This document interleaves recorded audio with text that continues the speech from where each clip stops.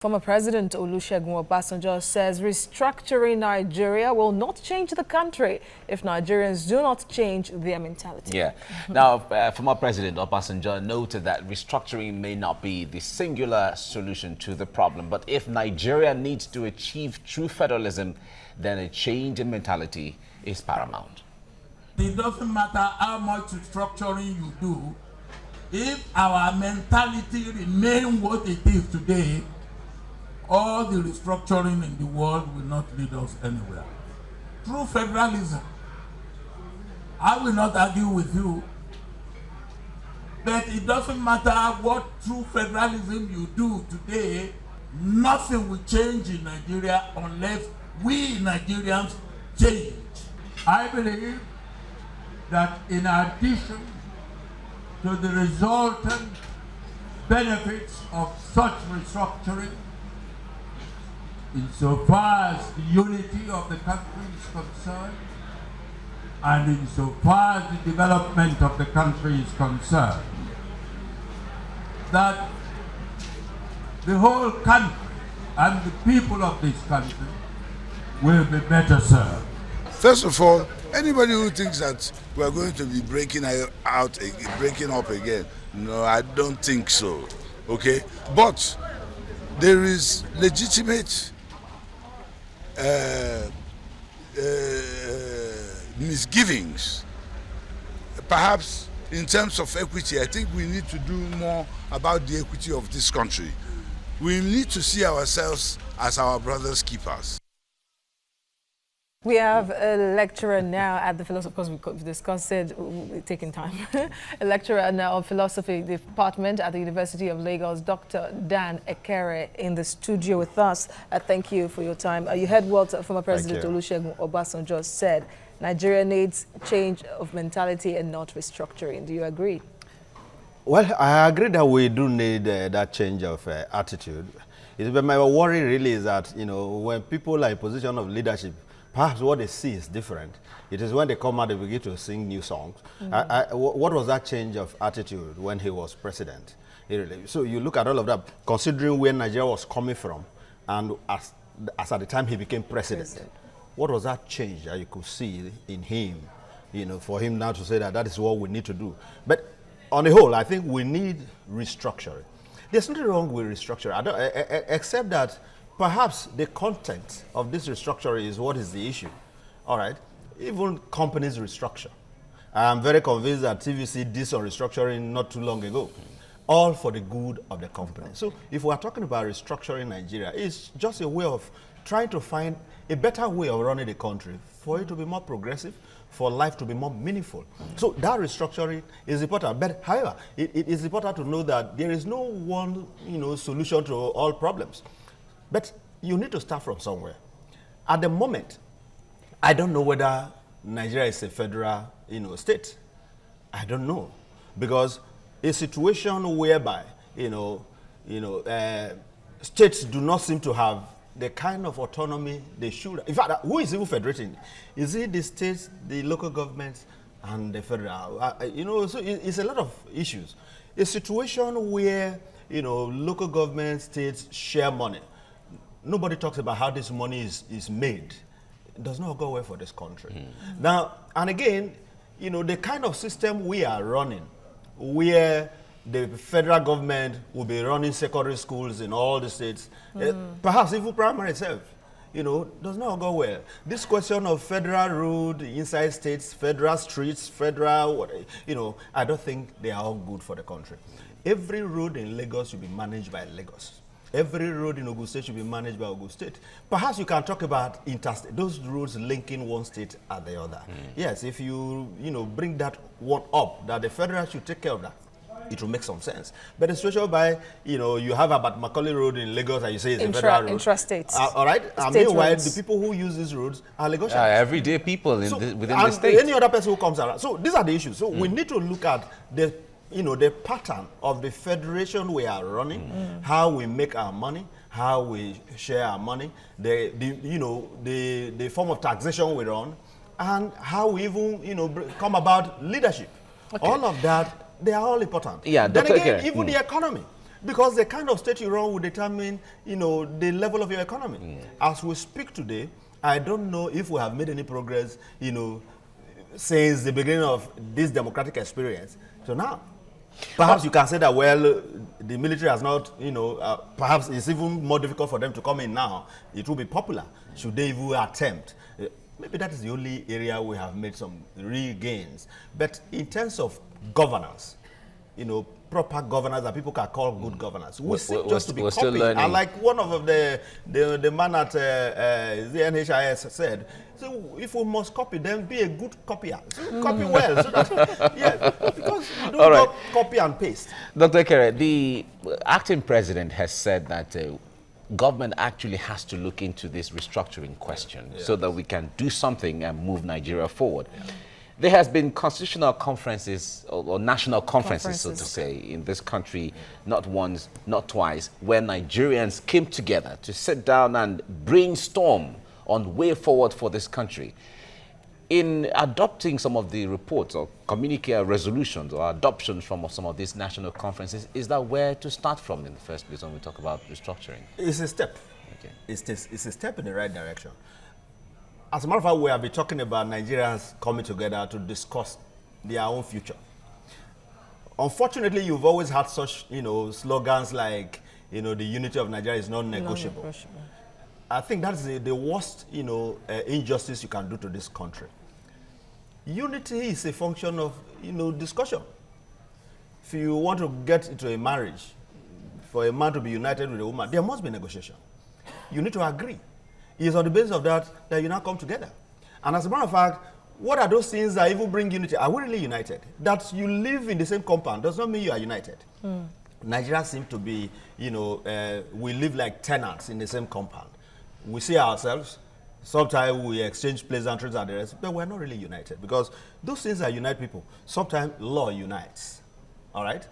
Then you can talk about maybe religion unites. You talk about culture, even culture and the rest. But more importantly, love unites more, you know, because when you look at it now, if you put up a law that people should live together in a particular area, does not mean that they are united. What Nigeria is experiencing today is a kind of a law-arranged unity, but people don't believe in it.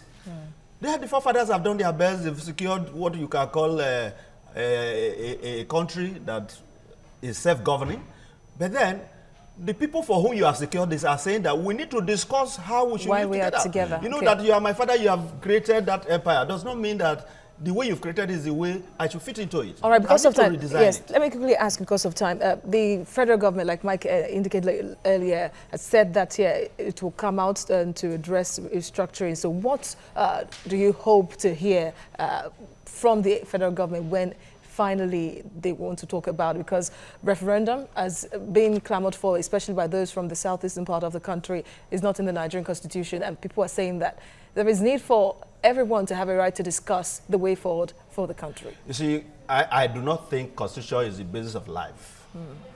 To start with, Nigeria did not begin with a constitution.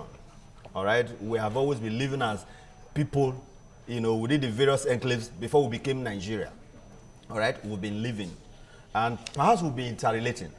Okay, that's a constitution does not provide. That is the problem I have even with constitutions. You see, because at the time you present that constitution now, it will shock you that even the professors are very ignorant of it. Ignorant not because they don't know the content, but no matter how much they know the content, it is meaningless. It will take one judge who perhaps is just a first degree holder to tell that this is the position of the law, because the knowledge of the law is a function of authority. It's not a function of how many degrees you've got or how long you've been studying. It's a function of authority. That is why almost every lawyer is ignorant of the law. They speculate. You go to court, my lord, is it this or is it that? After all the brilliant arguments, it is the judge that will tell you this is the law. No matter how, even if you were the teacher of the law, the judge. So you find the likes of Professor Akeoyeboda and the rest of them go to court, then one judge will tell them, this is the law. And they say, as the court pleases. As the court pleases. Are you getting it? So we cannot live our life by such arrangement. All right, Dr. Okay, let me put you on hold. Let's play you this report from some Nigerians on what they think about restructuring the country. The issue of restructuring did not just come up today, and it's not a new thing. Some of us who have been on the trenches for over 20-something years, since the days of Nadeco, some of our demands are very clear, even at that time. To us, we felt strongly that we cannot continue to sustain a very strong center the way it is. Some of us are so uncomfortable because this issue of center to become this stronger without totally decentralizing it, of course, it makes other regions or other states to be more lazy. And over the agitations from even Nadeco to Pronaco and so many struggles subsequently, advocacy has been very clear that the structure is a way out. I agree 100% that Nigeria needs a total restructuring. And if you are talking about restructuring, I would like to enlighten some of my friends who are just, probably on the streets to ask for restructuring. You have to go deep down into what restructuring means. Restructuring in what sense? Is it economic viability? Is it the governance level? Is it on a selfish and personal agitation? These are the things that we have to look at. It's a cumbersome process. It's not easy.